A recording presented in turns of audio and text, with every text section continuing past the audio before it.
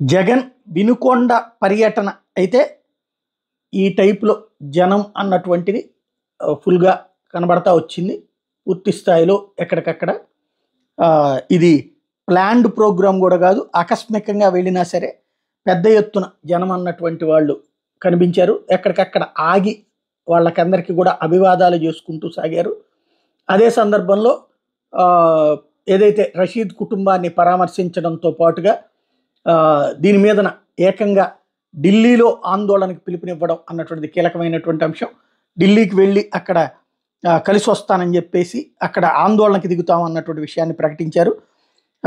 ఇప్పటిదాకా జరిగినటువంటి పరిణామాలు అన్నిటి మీదన తీవ్ర స్థాయిలో విరుచుకుపడ్డారు. ఏదైతే గతంలో జరిగిన ఇంత దారుణమైనటువంటి సంఘటనలు తమ హయాంలో జరగలేదంటూ చెప్పుకొచ్చారు. ఎట్టి పరిస్థితుల్లో ఈ విషయాన్ని ఇక్కడితో వదిలే ప్రసక్తి లేదు అంటూ రాబోయేటటువంటి రోజుల్లో దీనికి తగినటువంటి సమాధానం చెప్పాల్సిన అవసరం ఉంటుంది అన్నటువంటి అంశాన్ని ప్రస్తావించారు.